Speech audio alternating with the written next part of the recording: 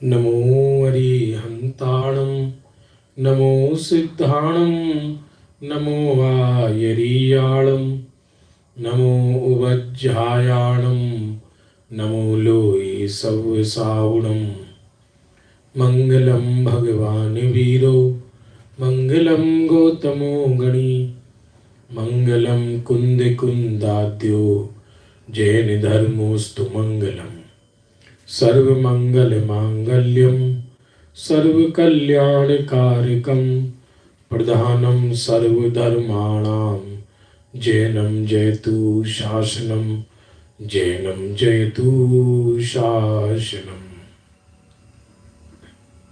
बंधु, आज शनिवार के दिन आज से हमने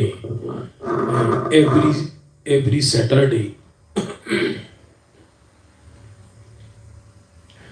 प्राचीन कवियों के भजनों के अर्थापन यहाँ श्रवण करेंगे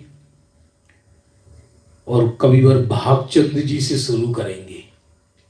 वैसे भागचंद जी, दौलत राम जी, भूधर दास जी और दयानत राय जी, भजन तो इतने हैं कि ये भागचंद जी, भूधर दास जी, दौलत राम जी, दयानत राय जी, करीब ये चार के ही यदि जोड़ें तो 600 भजन बैठेंगे। 600 से भी ऊपर भजन बैठेंगे। लेकिन हम बहुत महत्वपूर्ण लेंगे और शांति से इसका रसास्वादन करेंगे।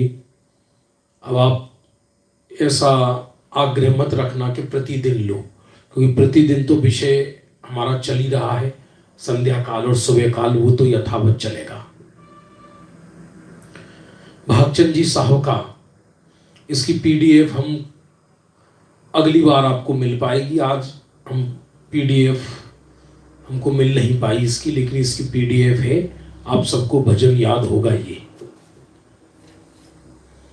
जब निज आत्म अनुभव आवे, ये भागचंद जी का भजन है, अत्यंत अद्भुत है। और ये भजन एक नहीं दो है। जब निज आत्म अनुभव आवे, ऐसे दो भजन है। एक भजन केवल 5 छंद का है और एक भजन 7 छंद का है। हम पहले 7 छंद वाले भजन को ले रहे हैं। आज दोनों हो जाए तो अच्छा है, कोई जल्दबाजी नहीं है। मतलब अर्थ भी समझेंगे और रसास्वादन भी करेंगे। कविवर भागचंद जी वो महान कवि हुए हैं, आगरा के पास रहने वाले थे और बताते हैं ज्ञानी महात्मा थे, देवशास्त्र गुरु के परम भक्त थे। शुरू करते हैं राग गौरी राग में ये भजन है। आत्म अनुभव आवे जब निज आत्म अनुभव आवे, आत्म अनुभव आवे जब निज आत्म अनुभव आवे। ध्यान देना, वो पहला वाला भजन नहीं है ये जब निज आत्म अनुभव, ये दूसरा है। भागचंद जी के ऐसे 2 भजन है। दूसरा ले रहा हूं अभी मैं। ये भजन सौरभ है, महावीर जी से छपी है। भागचंद भजन सौरभ, उसका 35वें नंबर का भजन है। आत्म अनुभव आवे जब निज आत्म अनुभव आवे, और कछु ना सुहावे जब निज आत्म अनुभव आवे। पहली 2 लाइन में कहते हैं जब आत्मा का अनुभव आता है तब कुछ और नहीं सुहाता। अब कुछ का मतलब सब कुछ है। दुनिया राख का ढेर नजर आती है, अद्भुत भजन है ये, बहुत अद्भुत भजन। और कछु ना सुहावे जब निज आत्म अनुभव आवे, जिन्हें आज्ञानुसार प्रथम ही।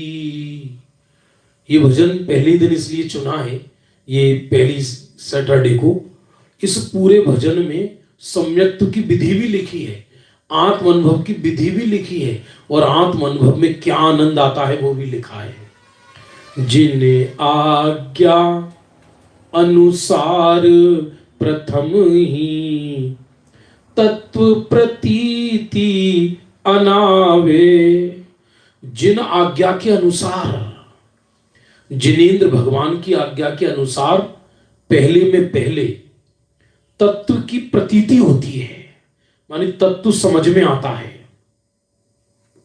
उसकी विकल्पात्मक ज्ञान में निर्णय होता है उसको। जिन्हें आज्ञा अनुसार प्रथम ही तत्व प्रतीति अनावे।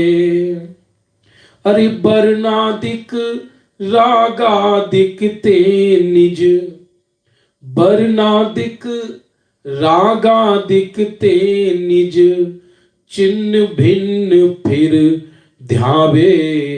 जब निज आत्म अनुभव आवे, जब निज आत्म अनुभव आवे। बहुत अद्भुत भजन है ये। पीडीएफ कल भेज दूंगा वैसे मैं आपको। वैसे तो सैटरडे चलेगा, कोशिश करेंगे 2 दिन हो। पहले जिनेंद्र की आज्ञा के अनुसार तत्व प्रतीति का उपाय करता है। और क्या उपाय किया कि वर्णादिक रागादिक ते निज चिन्ह भिन्न फिर ध्यावे। रागादिक और वर्णादिक समय सार का पूर्व रंग अधिकार आ गया इसमें, जीवा जीव अधिकार, माने वर्णादि अनुरागादि से निज भाव को न्यारा किया। वर्णादि अनुरागादि से निज भाव को न्यारा किया। वर्णादि में समस्त पुद्गल आ गया और रागादिक में समस्त विभाव पर्याय आ गई। वर्णादिक रागादिक ते निज चिन्ह भिन्न फिर ध्यावे। रागादिक और वर्णादि से इनको पहचान कर, चिन्ह माने चेतन को भिन्न पहचानता है। जब निज आत्म अनुभव आवे, जब निज आत्म अनुभव आवे। फिर आगे क्या कहते हैं, पूरी विधि बताइए। मति ज्ञान फरसादि विषय तज, मति ज्ञान फरसादि विषय तज आत्म सम्मुख ध्यावे।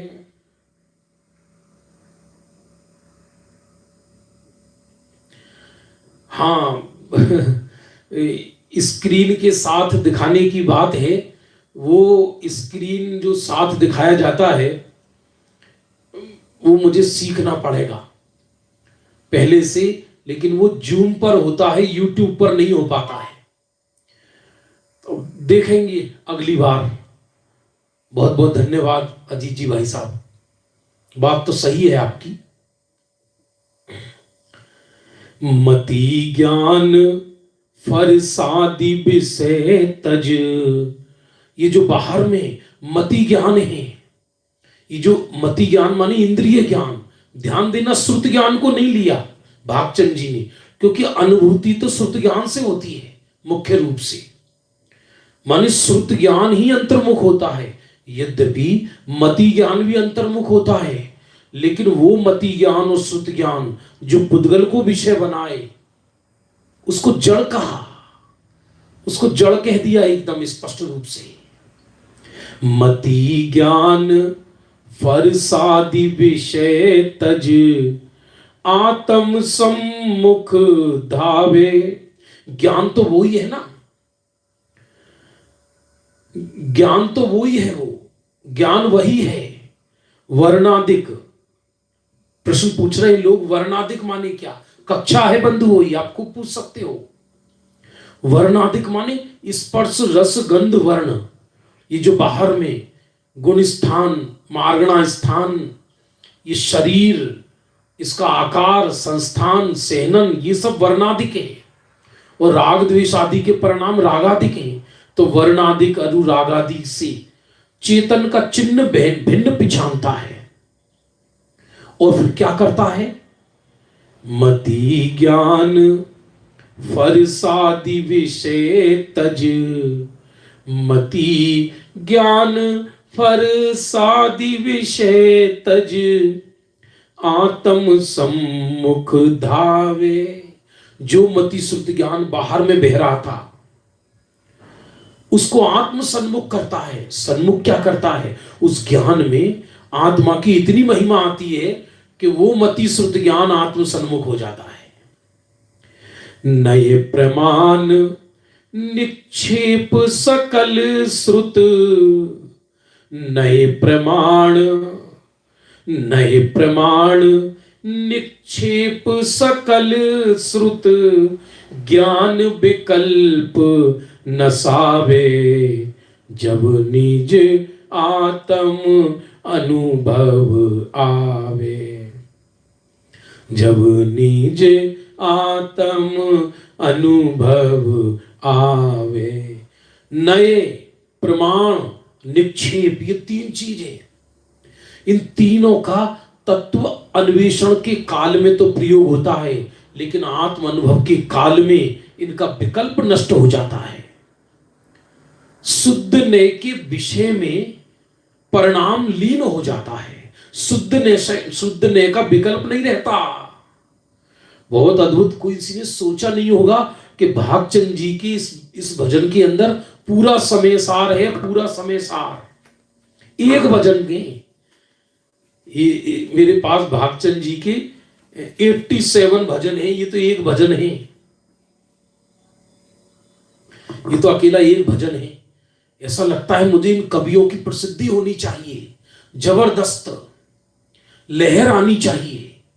भागचंद जी, भूधरदास जी, दौलत राम जी, दयानंद राय जी, ये तो चार प्रमुख हैं।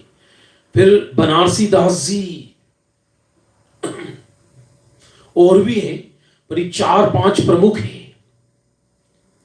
नए नए का विषय रहता है, लेकिन नए का विकल्प चला जाता है और सच्चे प्रमाण का जन्म हो जाता है। सच्चे प्रमाण, क्योंकि शुद्ध नए के विषय में श्रुत ज्ञान लीन है। क्या कहा? शुद्ध नए के विषय में श्रुत ज्ञान लीन है, तभी उस श्रुत ज्ञान को परोक्ष होने पर भी स्वसंवेदन प्रत्यक्ष कह देते हैं। तो सच्चे प्रमाण का जन्म हो गया। और निक्षेप आदि तो तत्व को समझने में समय में आता है, अभी तो तत्व का वेदन है, आनंद है। नए प्रमाण निक्षेप सकल श्रुत, ज्ञान विकल्प नसावे। जब निज आत्म अनुभव आवे, जब निज आत्म अनुभव आवे। ज्ञान का विकल्प भी नष्ट हो गया। अनुभव के काल में ज्ञान को यह विकल्प नहीं रहता कि मैं आत्मा का अनुभव कर रहा हूं। अनुभव का आनंद तो होता है, पर अनुभव का विकल्प नहीं होता। और एकता आनंद में नहीं होती, एकता लीनता आत्मा में होती है। आनंद तो फल है, आनंद तो फल है। गजब किया भागचंद जी साहब ने। ये वही भागचंद जी साहब, सांची तो गंगा ये बीत राग वाणी, उन्हीं का भजन है ये। अब सोच भी नहीं सकते, एक एक एक भजन ऐसा आएगा आपको ऐसा लगेगा ये भी सुन लूं, इसका भी अर्थ समझ में आ जाए, इसका भी आ जाए। और क्या कहते हैं आगे, चिदे हम शुद्धो हम इत्यादिक आप माही बुध आवे। चिद अहम, मैं चैतन्य मात्र हूं, शुद्धो हम, मैं शुद्ध मात्र हूं, आप माही बुध आवे, माने वो ज्ञानी अथवा सम्यक ज्ञान अपने में ही आत्म अनुभव, पहले आत्मा अनुभव से पहले ये विकल्प होते हैं, बाद में ये विकल्प समाप्त हो जाते हैं। रहस्यपूर्ण चिट्ठी, चिद हम शुद्धो हम इत्यादिक आप माही बुध आवे, माने आत्म अनुभव से पहले ये विकल्प चलते हैं और बाद में चैतन्य मात्र रह जाता है, शुद्ध मात्र रह जाता है, अपने ही अंदर स्वयं विलास रूप पर परिणमन कर जाता है।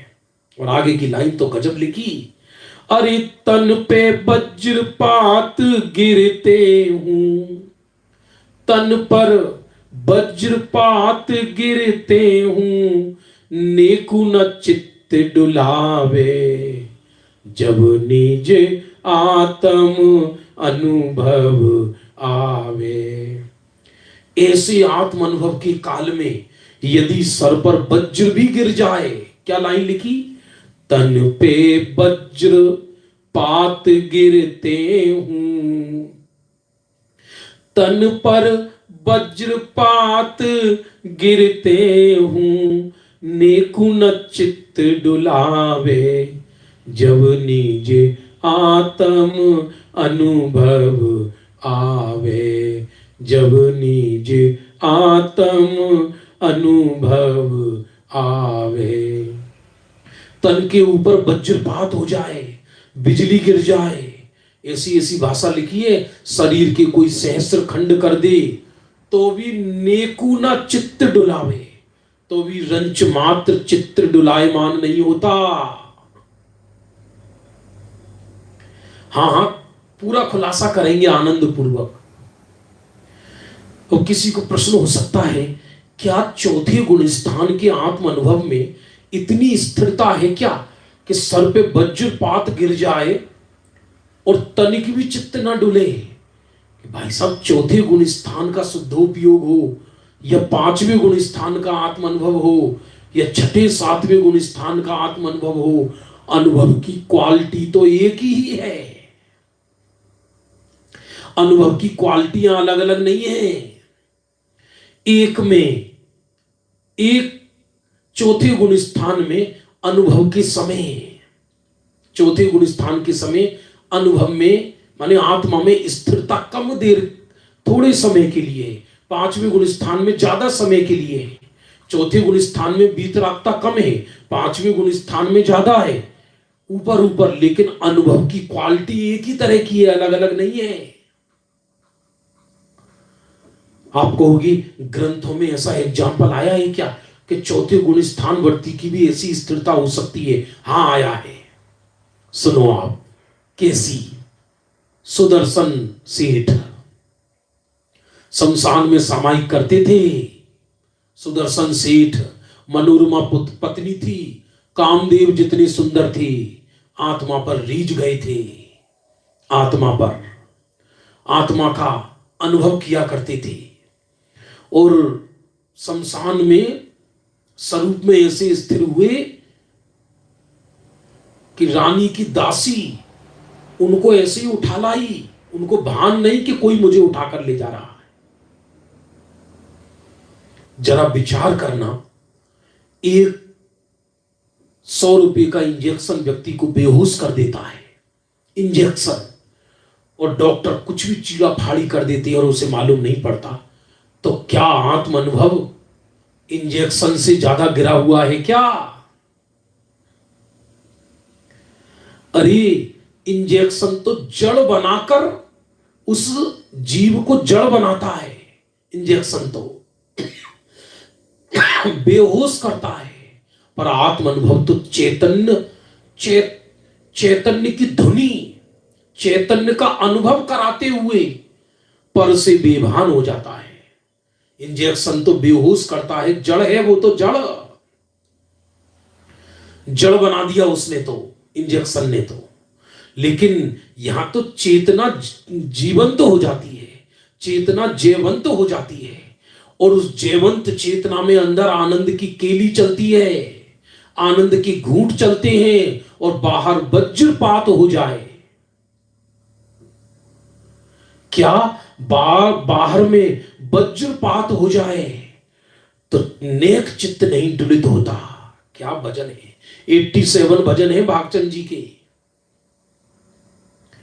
तन पे वज्र पात गिरते हूं, तन पर वज्र पात गिरते हूं, नीकु न चित डुलावे, जब निज आत्म अनुभव आवे, जब निज आत्म अनुभव आवे।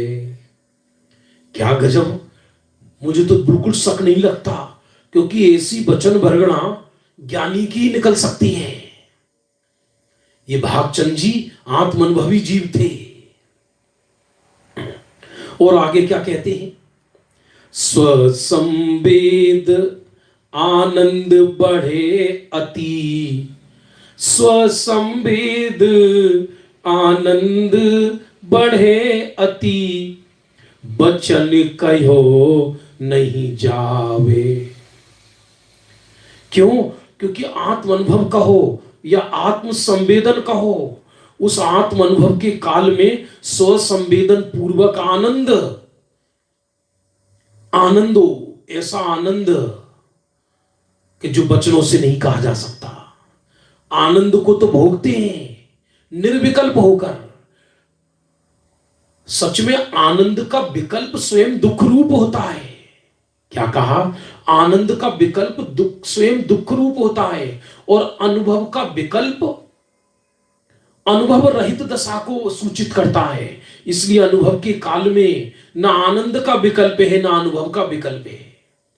ज्ञान शुद्धात्मा में लीन हो जाता है, चारित्र में स्थिरता बढ़ जाती है, और स्वरूप में तो निरंतर प्रतीति चली रही है। हाँ, भागचंद जी साहब का परिचय अब तो भजन चल गया, वैसे मुझे देना चाहिए था स्टार्टिंग में, अगली बार देंगे। स्वसंवेद आनंद बढ़े अति, बचन कहो नहीं जावे, और देखन जानन चरण तीन बिच, देखन जानन चरण तीन बिच, एक स्वरूप बहावे, जब निज आत्म अनुभव आवे, जब निज आत्म अनुभव आवे। देखन माने ज्ञान, जानन देखन माने है दर्शन श्रद्धा, जानन माने ज्ञान, और चारण माने चारित्र। तीनों के बीच एकता हो जाती है आत्म अनुभव के काल में। वहां अनुभव के काल में सुनो सुनो सुनो, श्रद्धा तो अपने को पूर्ण स्वीकार करती ही है। आत्म अनुभव के काल में तो अपूर्णता भी ज्ञान का विषय नहीं है। ध्यान देना, बुद्धिपूर्वक, क्योंकि बुद्धिपूर्वक ज्ञान स्वरूप में लगा है, चारित्र भी स्वरूप के अंदर स्थिर हो गया है, भले ही अल्प देर अल्पकाल के लिए हुआ, तो तीनों एक में एक हो गए हैं, कोई भेद नहीं है दर्शन ज्ञान चारित्र का। देखन जानन चरण तीन बिच, देखन जानन चरण तीन बिच, एक स्वरूप बहरावे, जब निज आत्म अनुभव आवे, जब निज आत्म अनुभव आवे। ग्रंथ है एक एक भजन, एक एक भजन ग्रंथ है, ग्रंथ। चित करता चित कर्म भाव चित परिणति क्रिया कहावे। गजब देखना, चित्त करता, क्योंकि आत्म अनुभव के काल में कर्ता कर्म का भेद भी मिट जाता है। यही बात दौलत राम जी ने कही, चिद भाव कर्म चिदेश करता चेतना क्रियाता। अनुभव के काल में अनुभव जन्य आनंद है, आत्म अनुभव में लीन नहीं है। वो आत्म अनुभव स्वयं लीनता की पर्याय का नाम है। लीन तो स्वरूप में है। अरे कुछ समझ में आ रहा है, नहीं आ रहा?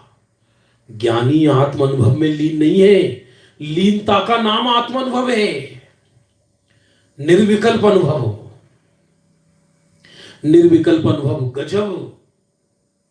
चित्त करता चित्त कर्म भाव चित्त, चैतन्य ही करता और चैतन्य ही कर्म।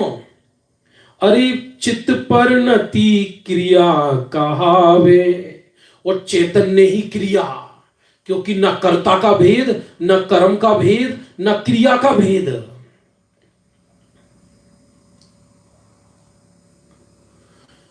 अनुभव के काल में कोई जीव साधक आत्म अनुभव के काल, आत्म अनुभव कहो, शुद्धोपयोग कहो, आत्मानुभूति कहो, लीनता कहो, लीनता कहो, परम योग कहो, आनंद का भोग कहो, अनहद नाद कहो, एक ही बात है। आनंद आनंद आनंद, आनंद की पराकाष्ठा है। जगत के आनंद से इसकी प्रतिस्पर्धा करी नहीं जा सकती। यही आत्म अनुभव अंतर मुहूर्त रह जाए तो केवल ज्ञान हो जाए। महिमा आत्मा की है, महिमा आत्मा की है। तीनों अभिन्न अखंड उपयोग की निर्मल दशा। क्योंकि भजनों का अर्थ है, अति विस्तार भी नहीं करेंगे। मेरे को थोड़ा अति विस्तार मेरे स्वभाव में नहीं है बंधु। या इसे आप अयोग्यता समझो या योग्यता, ऐसा लगता है, क्योंकि रस आता है, ज्यादा विस्तार नहीं होता मेरे पे। चित्त करता चित्त कर्म भाव चित्त, चित्त करता चित्त कर्म भाव चित्त परिणति क्रिया कहावे। चैतन्य ही कर्ता, चैतन्य ही कर्म, चैतन्य ही उसका परिणाम। ये और साधक साध्य ध्यान ध्येयादिक, साधक साध्य ध्यान ध्येयादिक भेद कछु ना दिखावे। जब निज आत्म अनुभव आवे, जब निज आत्म अनुभव आवे। अनुभव के काल में कौन साधक, कौन साध्य, कौन ध्यान, कौन ध्येय, कौन ध्याता, इसका विकल्प ही नहीं रहता। और यदि विकल्प हो, सुनना बंधु, यदि विकल्प हो तो वो सविकल्प दशा कहलाए, निर्विकल्प दशा नहीं। वो अनुभव की दशा नहीं कहलाएगी।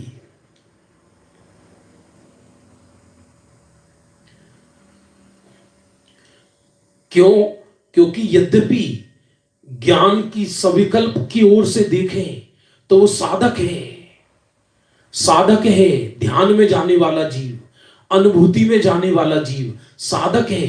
तथापि स्वयं उस जीव को ये कोई विकल्प ही नहीं है कि मैं साधक हूं या साध्य हूं या मैं साधना कर रहा हूं। माने साधक साधना की पर्याय को उत्पन्न करता हुआ साध्य में ऐसा लीन हो जाता है कि साध्य, साधन और साधक, इसका भेद ही खत्म हो जाता है। जब निज आत्म अनुभव आवे, जब निज आत्म अनुभव आवे। अनुभव अकेला, अनुभव के काल में अकेले आत्मा ज्ञान का ज्ञेय ऐसा नहीं है, आत्मा का भोग है, आत्मा का भोग, अलौकिक भोग जिसको कहते हैं वो है ये अलौकिक भोग। अनुभव के काल में श्रद्धा, ज्ञान, चारित्र तीनों एक रूप हो जाती है। जो प्रतीति में शुद्धात्मा चल रहा था वही ज्ञान में वर्तता है, वही चारित्र भी उसमें लीन है। चित करता चित कर्म भाव चित परिणति क्रिया कहावे, साधक साध्य ध्यान ध्येयादिक भेद कछु ना दिखावे, जब निज आत्म अनुभव आवे, तब कछु और ना सुहावे, जब निज आत्म अनुभव आवे। तब कछु और ना सुहावे, ये तो नास्ती की तरफ से कथन है। अनुभव तो जो सुहाता है उसमें लीन है, तो नास्ती की तरफ से ये कहा गया कि और कछु ना सुहावे। अनुभव के काल में तो नेगेटिविटी कुछ है ही नहीं, सब कुछ अस्ति की मस्ती है। ये मैं नहीं, ये अनुभव का काम नहीं है, जो है उसमें लीन है, जो है उसमें लीन है। बंधुओं, समझ में आ रहा है नहीं आ रहा? सिद्ध प्रकाश जी साहब रिकॉर्डिंग करा देते हैं इन भजनों की आपके उज्जैन में आकर। प्राचीन कवि गजब है। जब निज आत्म अनुभव आवे, आत्म प्रदेश अदृष्ट तथापि। छठे नंबर का बिंदु ऐसा गजब का है कि बड़े बड़े ग्रंथों में ना मिले, और ये कोई साधारण व्यक्ति नहीं लिख सकता इस बात को, आत्मानुभवी लिख सकते हैं। जिसका अध्यात्म का गहरा अध्ययन है वही लिख सकता है इसको। आत्म प्रदेश अदृष्ट तदापि, क्योंकि 12वें गुण स्थान तक आत्म प्रदेश नजर नहीं आते। 12वें गुण स्थान तक परोक्ष ज्ञान कहा है, इसलिए आत्म चौथे गुण स्थान से लेकर 12वें गुण स्थान तक आत्म अनुभव में आत्मा के प्रदेश नजर नहीं आते हैं। यद्यपि आत्मा के प्रदेश अमूर्तिक हैं, तो अमूर्तिक प्रदेशों का ज्ञान नहीं होता। परोक्ष ज्ञान में कहां से होगा? वो तो केवल ज्ञान गम्य है। आत्म प्रदेश क्या गजब है, आत्मा का अनुभव है पर आत्मा के प्रदेश नजर नहीं आते, और प्रयोजन आत्मा के प्रदेशों से है ही नहीं। प्रयोजन आत्म प्रदेशों से है ही नहीं। प्रयोजन तो आनंद है, प्रयोजन तो सुख है, आनंद झरना झर रहा है। आत्म अनुभव माने अंधा और गूंगे की मिश्री। जैसे अंधा और गूंगा मिश्री खाए तो मिश्री का आनंद तो आता है, लेकिन बता नहीं पाता कैसे रंग की है, देख नहीं पाता। ऐसी परोक्ष ज्ञान में आत्म प्रदेश, और इसी परोक्ष ज्ञान को स्वसंवेदन की अपेक्षा स्वसंवेदन प्रत्यक्ष भी कहने में आता है, जो रहस्यपूर्ण चिट्ठी के अंदर जिसका वर्णन किया टोडरमल जी साहब ने। आत्म प्रदेश अदृष्ट तदपि, आत्म प्रदेश अदृष्ट तदापि, रस स्वाद प्रगट दर्शावे, रस स्वाद प्रगट दर्शावे, जब निज आत्म अनुभव आवे। आत्म प्रदेश नजर नहीं आती तो भी रस का स्वाद प्रत्यक्ष होता है, प्रगट दर्शावे। वो आत्मा में से झरना झरता हो, जैसे झरना झरता हो।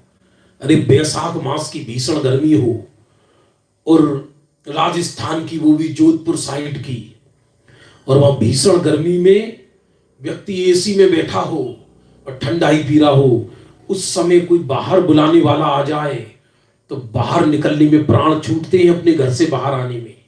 सर्दियों के समय ऐसा कह सकते हैं कि बाहर माइनस हो, जम्मू कश्मीर जैसी, लेह लद्दाख जैसा, और ये अपने घर में रजाई में बैठा हो तो बाहर निकलने में प्राण छूटेंगे।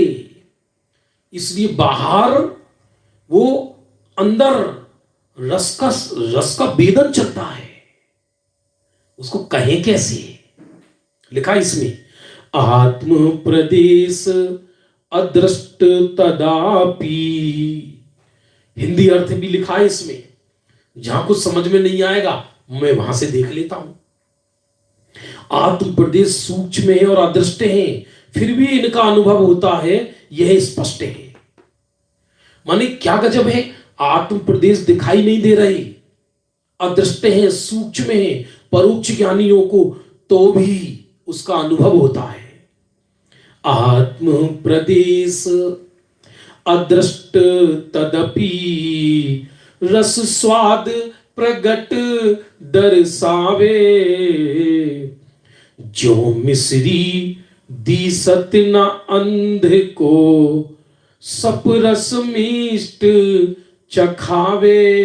जब निज आत्म अनुभव आवे, जब निज आत्म अनुभव आवे। तब कछु और ना सुहावे, जब निज आत्म अनुभव आवे। क्या लिखा, जो मिश्री दी सतना अंध को, जैसे अंधे को मिश्री नहीं दिखती, अंधे को मिश्री नहीं दिखती, और सपरस मिष्ट चखावे। लेकिन सपरस माने रस सहित उस मिश्री का स्वाद लेता है। वैसे ही चौथे गुण स्थानवर्ती या संसारी जीवों को जो आत्म अनुभव होता है, वो आत्म प्रदेश नजर नहीं आने पर भी आत्म प्रदेश का अनुभव होता है। वेदन की अपेक्षा, सुख की अपेक्षा उसका। और हमारा प्रयोजन तो यही है, बस प्रयोजन तो सुख है ना ज्ञानियों का। जो मिश्री दी सत न अंधे को सप रस मिष्ट चखावे।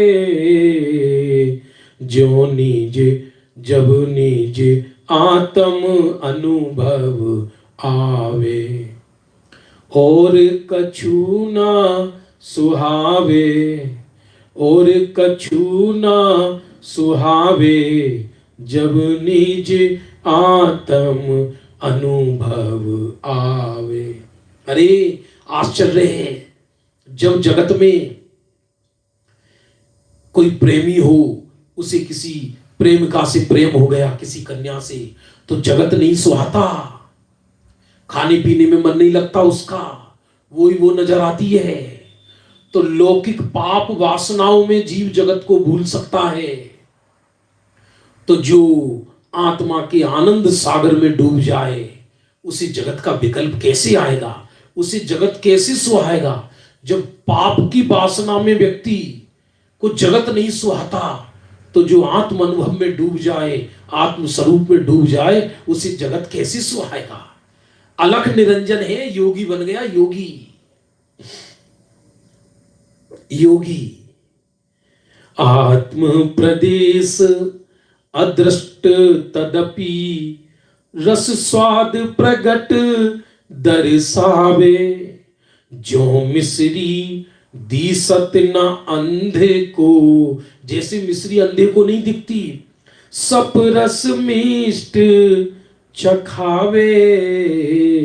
जब निज आत्म अनुभव आवे, जब निज आत्म अनुभव आवे। अंत में भागचंद जी क्या कहते हैं, 7 छंद है आत्म अनुभव के। भागचंद जी ने 2 भजन लिखे हैं। पहला वाला 34वां नंबर छोड़ा है मैंने, बाद में लूंगा उसे। वो वाला, रस नीरस हो जात ततक्षिन, अक्ष विषय नहीं भावे, गोष्ठी कथा कोतुअल बिगटे, पुद्गल प्रीति न सावे, राग द्वेष जुग चपल पक्ष जुत, मन पंक्षी मर जावे, ज्ञानानंद सुधारस उमगे, घट अंतर न समावे, और भाग चंद ऐसी अनुभव की, हाथ जोड़ सिर नावे। ये अलग भजन है और ये अलग भजन है। वो इस भजन में, पहले वाले भजन में आनंद की मस्ती बताई है, और इस भजन में राग गौरी है, इसमें अनुभव की विधि भी बताई है साथ में। और अंत में भागचंद जी क्या कहते हैं? जिन जीवन के संस्कृत पारा, वार पार निकटावे, भागचंद ते सारे अमोलक, भागचंद ते सारे अमोलक, परम रतन बर पावे, जब निज आत्म अनुभव आवे। जिन जीवन संस्कृत पारावार पार निकटावे, क्या कहते हैं? जिन जीवों को सम्यक प्रकार से आत्मानुभव हो गया और वो जीव पारावार पार निकटावे, वो भव सागर से पार हो जाते हैं, वो भव सागर से पार हो जाते हैं। और उसका दूसरा अर्थ भी निकल रहा है कि ऐसे अनुभवी जीवों की संस्कृत माने जो चरणों में आता है, इनके निकट रहता है, वो भी भव से पार हो जाता है। जिनको आत्म अनुभव हो गया, ऐसे ज्ञानी बुद्ध जीवों के नजदीक जो रहता है, वो भी भव से पार हो जाता है। और मुख्य अर्थ क्या है कि जिन जीवों के ये सम्यक प्रकार से आत्म अनुभव हो गया, वो संसार का किनारा उनका नजदीक आ जाता है।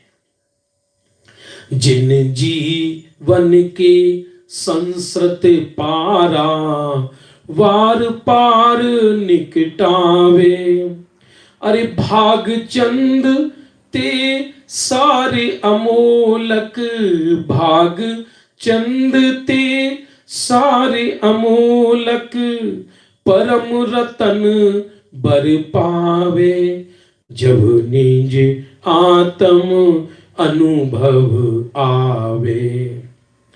वो पार हो जाते हैं, अर्थात जन्म मृत्यु की परंपरा शीघ्र समाप्त कर देते हैं। और भागचंद ते सार अमोलक, भागचंद जी कहते हैं वो नर भव का सार पा लेते हैं, अमूलक, जगत में परम रतन भर पावे, अर्थात रत्नत्रय की पूर्णता कर लेते हैं, परम रत्नत्रय के धन को पा जाते हैं। जब निज आत्म अनुभव आवे, जब निज आत्म अनुभव आवे।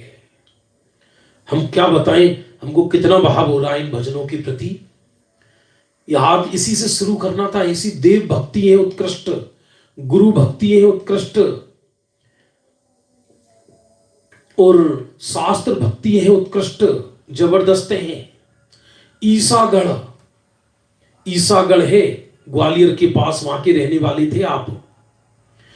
आगरा के पास भी कहा जाता है, और संस्कृत और हिंदी दोनों भाषाओं के जानकार थे। प्रतापगढ़ लश्कर में भी रहे हैं आप। इनके विषय में बस एक बात मैं कहना चाहूंगा, भागचंद जी के विषय में। ईसागढ़ में आपका व्यापार बिगड़ गया था, दुकान थी, और कवियों के साथ ऐसा ही हुआ है। पूर्व के इतिहास उठाकर देखो, इन्होंने अपना कभी स्वाभिमान नहीं खोआ। और तो व्यापार जब इनका बिगड़ गया, उस समय ये अध्यात्म की क्रांति नहीं थी, तो व्यापार करने कानपुर पहुंचे। तो कानपुर में शास्त्र सभा में पीछे बैठ गए जाके, मेली कुचेली कपड़ों में। तो बाद में जिनवाणी स्तुति गाई जा रही थी, इन्हीं भागचंद जी कृत, सांची तो गंगा ये बीत रागवाणी। और बाद में लोगों ने भागचंद जी से पूछा कि तुम कहां से आए हो, तो भागचंद जी ने कहा हम भागचंद जी के गांव से आए हैं। लेकिन धीरे धीरे लोगों को मालूम पड़ गया यही भागचंद जी हैं। तो लोगों ने कहा कि हमारे तो भाग्य खुल गई आपके दर्शन करके, आप यहां प्रतिदिन हमारी शास्त्र सभा कराइए, आपकी व्यवस्था पूरी समाज करेगी, आप चिंता मत करो। तो भागचंद जी ने लाइन बोली बड़ी सुंदर, बहुत गजब की, वो जीवन में उतारने लायक है। तो भागचंद जी ने समाज वालों को कहा भागचंद चना बेचकर खा लेगा, लेकिन जिनवाणी बाँच कर मैं आजीविका नहीं करूंगा, ये बोला। ये ऐसा एक प्रसंग आता है, लोगों ने सुनाया हमें। बाद में तो समाज वालों ने उन्हें एक लौकिक आजीविका कराई। ऐसी एक इतिहास है, किसी दिन हिस्ट्री पूरी पढ़ेंगे, बहुत सुंदर सुंदर भजन है। अभी समय हो गया क्योंकि 7:15 पुनः दोबारा सुभाषित रत्न संदोह में मिलेंगे। और कल रविवार भी है, रविवार को 3:15 से 4 बजे तक अद्भुत कथा सुनाएंगे जिसका नाम है प्राणी दया। अभी 7:15 पुनः मिलेंगे।